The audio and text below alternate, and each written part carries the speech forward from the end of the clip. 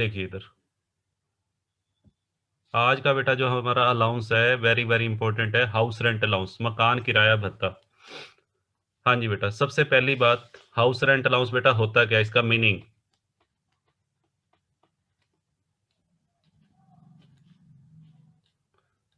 हाँ जी बेटा, इसको शॉर्ट फॉर्म में बेटा मैं HRA लिख रहा हूँ।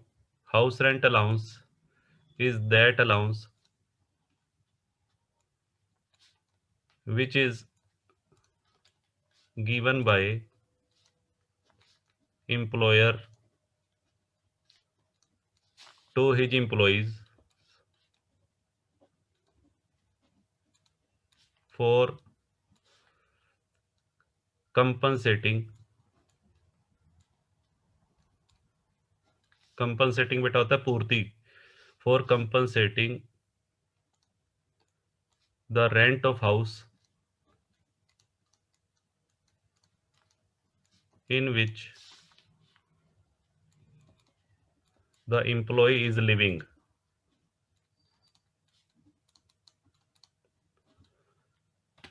हाँ जी बेटा, सबसे पहली बात आपको पता होना चाहिए ये अलाउंस क्यों दिया जाता है बेटा। ध्यान से सुनो, ये अलाउंस इंप्लॉयर अपने इंप्लॉय को देता है किसकी पूर्ति करने के लिए, मकान के किराए की पूर्ति करने के लिए। हाँ जी बेटा, कर्मचारी जिस मकान में रह रहा है उस मकान के किराए की पूर्ति करने के लिए जो अलाउंस उसे दिया जाता है उसे बेटा हाउस रेंट अलाउंस बोलते हैं। ठीक है,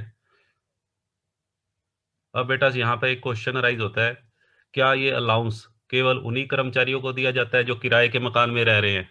ऐसा भी तो हो सकता है कोई कर्मचारी खुद के मकान में रह रहा हो या अपने पेरेंट्स के साथ रह रहा हो, क्या उसको हाउस रेंट अलाउंस नहीं मिलेगा।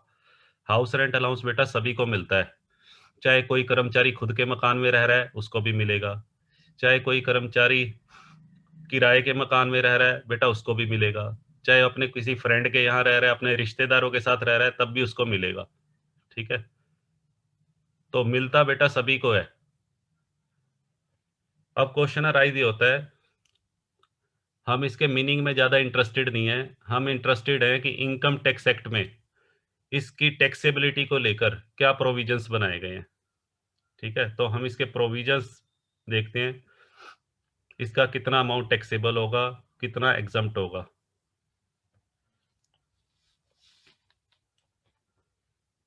हाँ जी बेटा, देखिए provisions regarding house rent allowance, इसको बेटा हम एक चार्ट की हेल्प से करेंगे।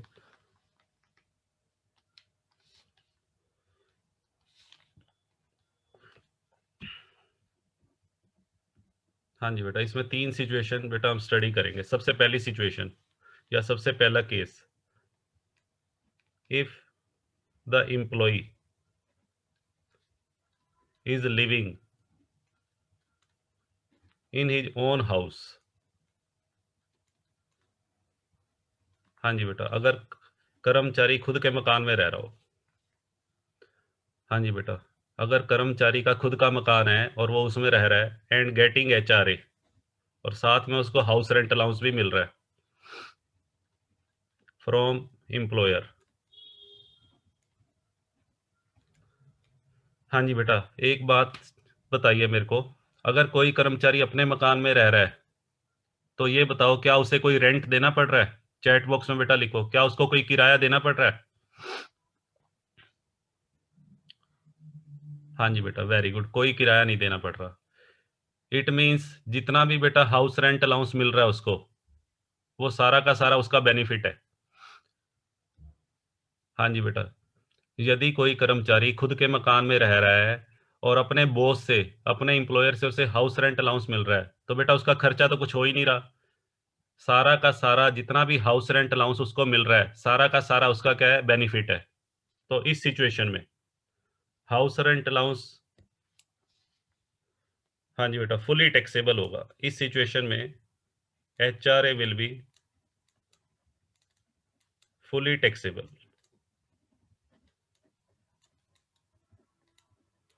हाँ जी बेटा, no exemption will be given to assessee.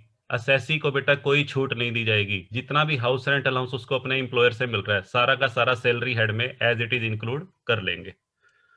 हाँ जी बेटा, सेकंड सिचुएशन पे आ जाइए। सेकंड सिचुएशन बेटा ये है, इफ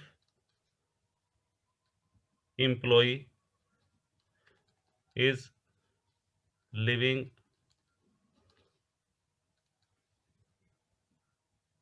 इन ए हाउस, यदि कर्मचारी ऐसे मकान में रह रहा है, if employee is living in a house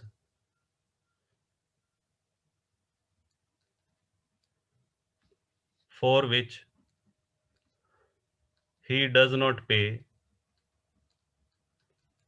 any rent. हाँ जी बेटा, दूसरा केस बेटा ये है, मकान कर्मचारी का बेटा खुद का नहीं है, कर्मचारी के पास खुद का कोई मकान नहीं है, बट वो एक ऐसे मकान में रह रहा है जिसका बेटा वो कोई किराया नहीं देता। ऐसा कौन सा मकान होता है बेटा जिसमें कोई किराया ना देना पड़ रहा हो? हाँ जी बेटा, ऐसा कौन सा मकान हो सकता है जो उसका खुद का भी नहीं है और उसका कोई किराया भी नहीं देना पड़ रहा? ऐसा मकान बेटा किसका हो सकता है? रिलेटिव का हो सकता है। हाँ जी, पेरेंट्स का हो सकता है। हाँ जी बेटा, रिलेटिव्स का हो सकता है, पेरेंट्स का, या कोई फ्रेंड भी हो सकता है बेटा। वैसे आज की डेट में ऐसे फ्रेंड मिलने मुश्किल है, बट ऐसा बेटा कोई फ्रेंड भी हो सकता है। चलो जी, इस केस में बेटा बताओ, क्या कर्मचारी की जेब से कुछ खर्च हो रहा है? हाँ जी बेटा, कर्मचारी की जेब से कोई खर्चा हो रहा है? कोई खर्चा नहीं हो रहा। Very good. तो इस केस में हाउस रेंट अलाउंस बेटा फुली टैक्सेबल होगा, फुली टैक्सेबल। हाँ जी बेटा, अब आ जाओ बेटा थर्ड केस पे। थर्ड केस बेटा क्या है, if employee is living in a rented house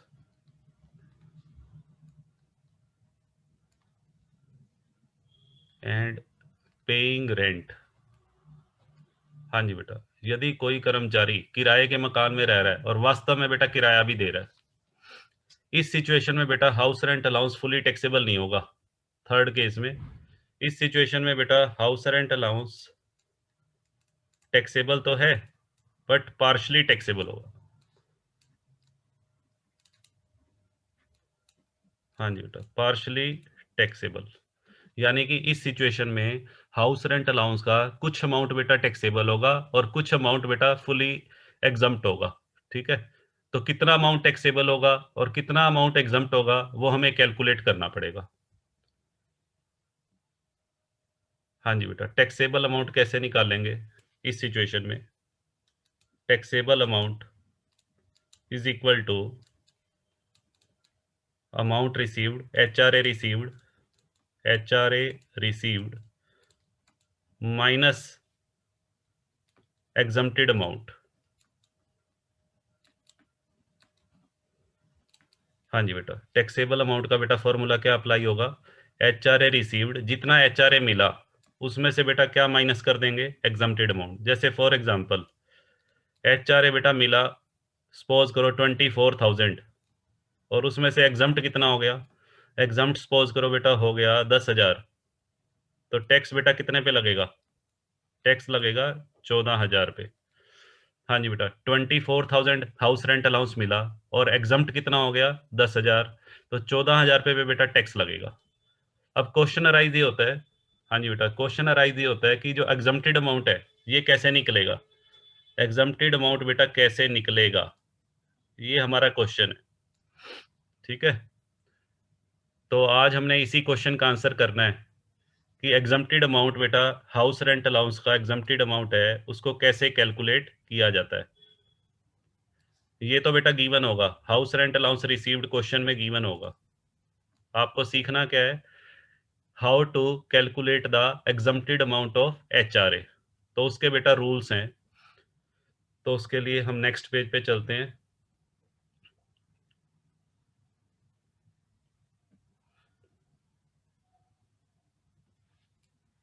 हाँ जी बेटा, देखिए, calculation of exempted amount of HRA।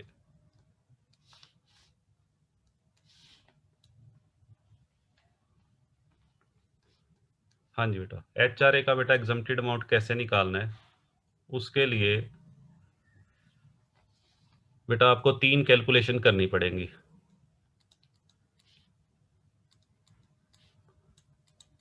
हाँ जी बेटा, ये 3 पॉइंट बेटा आपको लिखने पड़ेंगे। इन तीनों में बीच में मैं और लगा रहा हूँ, और।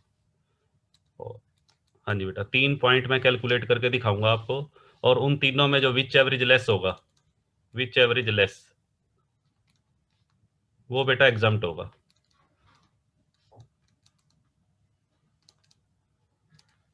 हाँ जी बेटा, ये 3 पॉइंट बेटा कौन से हैं, ध्यान से समझ लेना। सबसे पहला पॉइंट, हाँ जी बेटा, actual house rent allowance received. ये बेटा कैलकुलेट करने की जरूरत ही नहीं पड़ेगी। फर्स्ट पॉइंट का अमाउंट ये क्वेश्चन के अंदर ही गिवन होगा, क्वेश्चन के अंदर गिवन होगा, बस आपको वहां से उठा के यहां लिखना है। तो पहला पॉइंट तो हो गया actual amount of house rent allowance received by employee from employer. दूसरा पॉइंट बेटा, actual rent paid, actual rent paid.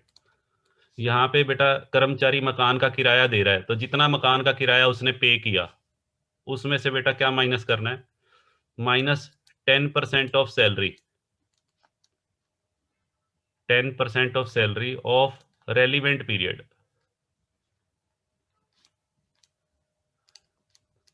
हाँ जी बेटा, 10% of salary of relevant period. अभी मैं बताऊंगा आपको रेलिवेंट पीरियड का क्या मतलब है और सैलरी का क्या मतलब है। इन दोनों को मैं अंडरलाइन कर रहा हूँ बेटा, सैलरी को अंडरलाइन कर रहा हूँ और रेलिवेंट पीरियड को अंडरलाइन कर रहा हूँ।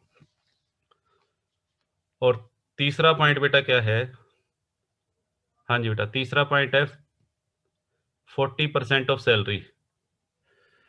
तीसरे पॉइंट में बेटा क्या करना है, if the house is situated at Delhi, Mumbai, Kolkata या Chennai, then 50% of salary, 50% of salary of relevant period, of relevant period, otherwise 40%। हाँ जी बेटा, इसका मतलब ये है, अगर कर्मचारी जिस मकान में रह रहा है वो दिल्ली, बॉम्बे, कलकत्ता या मद्रास में है, चेन्नई में है, तो 50% of salary of relevant period. अगर इन चारों जगहों को छोड़कर किसी और जगह पर है, तो 40% ऑफ सैलरी। ये बेटा हमारा थर्ड पॉइंट का अमाउंट आएगा। अभी क्वेश्चन से समझ में आएगी बेटा सारी बातें, जब मैं इसके एग्जाम्पल लूंगा तो एक एक बात क्लियर हो जाएगी आपको। ठीक है, अभी जस्ट आप देखते जाओ बस। हाँ जी बेटा, देखते जाओ और सुनते जाओ। Actual house rent allowance received, first point. दूसरा बेटा actual rent paid minus 10% of the salary of relevant period. तीसरा बेटा क्या लिखवाया, यदि मकान दिल्ली, बॉम्बे, कलकत्ता या मद्रास, चेन्नई में, then 50% of salary of relevant period, otherwise 40। अब यहाँ पे बेटा कुछ चीजों को मैं अंडरलाइन कर रहा हूँ। एक तो बेटा हमने इसको सैलरी को, और एक बेटा रेलिवेंट पीरियड। हाँ जी बेटा, इसके लिए मैं नीचे लिख रहा हूँ नोट।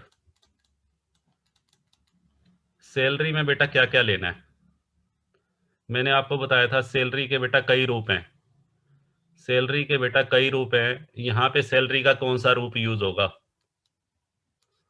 यहाँ पे बेटा सैलरी में क्या क्या लेना है, ध्यान से सुनना। सैलरी में एक तो बेटा बेसिक पे,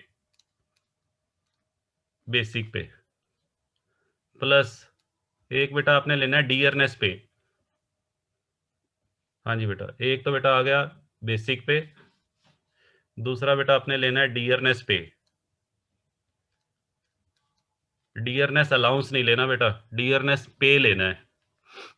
ठीक है, महंगाई वेतन, इसके और भी कई नाम है। डियरनेस पे को बेटा क्या बोलते हैं, इसको बेटा ये भी बोल देते हैं DA, under the terms of employment.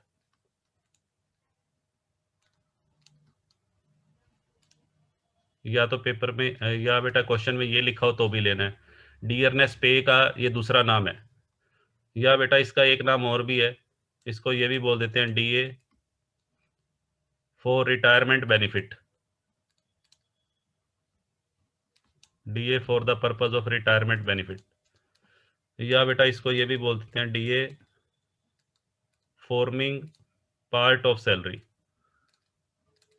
इनमें से बेटा कुछ भी लिखा हो, डियरनेस पे लिखा हो या ये लिखा हो, आपको लेना है, बट खाली डीए लिखा हो, ओनली डीए, वो नहीं लेना। ओनली डीए लिखा हो तो उसे बेटा नहीं लेंगे। चलो जी, तीसरी बात, एडिशनल डीए, हाँ जी बेटा नहीं लेंगे, एडिशनल डीए बेटा नहीं लेंगे। हाँ जी बेटा, बेसिक पे लेना है, डियरनेस पे लेना है, और बेटा साथ में और क्या लेना है, कमीशन ऑन सेल। हाँ जी बेटा, कमीशन ऑन सेल। कमीशन बेटा ध्यान रखना, कमीशन सेल पे होना चाहिए। यदि कमीशन प्रॉफिट पे है, कमीशन की परसेंटेज प्रॉफिट पे है, वो नहीं लेना। कमीशन की परसेंटेज जो है वो बेटा सेल पे होनी चाहिए, फिक्स परसेंटेज ऑन सेल। ठीक है, तो ये बेटा तीन चीजें लेनी है आपको, बेसिक पे, डियरनेस पे और कमीशन ऑन सेल। हाँ जी बेटा, अब दूसरे पॉइंट पे आ जाओ। यहाँ बेटा मैं इधर थोड़ा गैप कर देता हूँ। चलो, रेलिवेंट पीरियड का क्या मतलब है। हाँ जी बेटा, रेलिवेंट पीरियड मीन्स,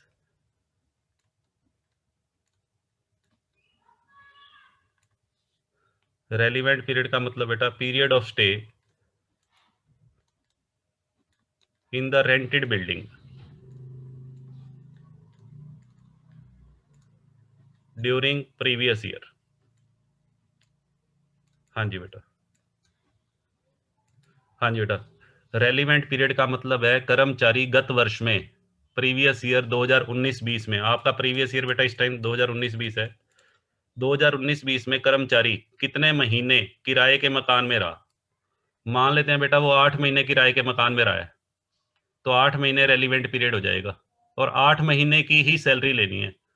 सैलरी बेटा जितने महीने वो किराए के मकान में रहेगा प्रीवियस ईयर में, उतने महीने की लेनी है। यदि वो प्रीवियस ईयर में 1 महीना किराए के मकान में रहा है तो सैलरी भी 1 महीने की लेंगे।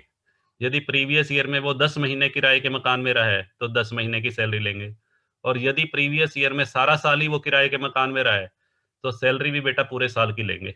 ठीक है, तो ये ध्यान रखना है, सैलरी लेनी है। सैलरी में क्या क्या लेते हैं, बेसिक पे, डियरनेस पे और कमीशन ऑन सेल। और रेलिवेंट पीरियड का मतलब period of stay in the rented building. ठीक है, हाँ जी बेटा, इसका बेटा स्क्रीनशॉट ले लो फटाफट से। अब मैं इसके आपको एग्जांपल्स करवाऊंगा।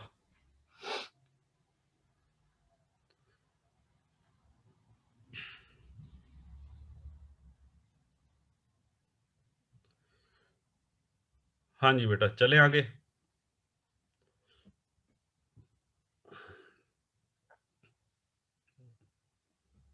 बताओ बेटा, चले, मूव करें आगे, चलिए।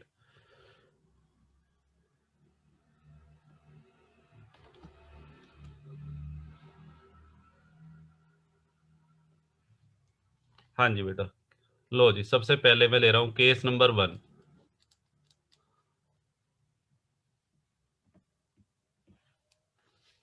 हाँ जी बेटा, ये बेटा कोई इम्प्लॉई है।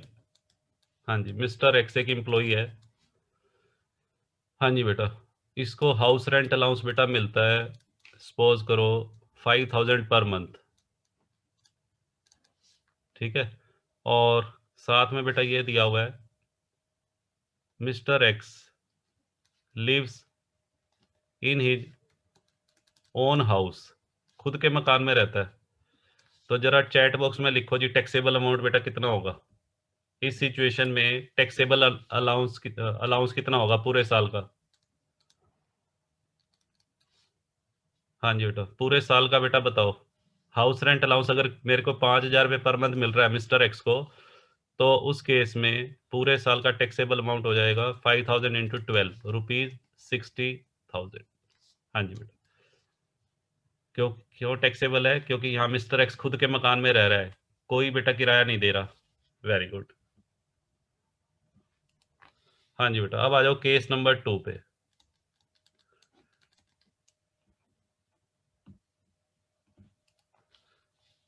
हाँ जी बेटा, केस नंबर 2 बेटा क्या है? मिस्टर एक्स, इसको एचआरए मिल रहा है बेटा 5000, या चलो चेंज कर लेते हैं 6000।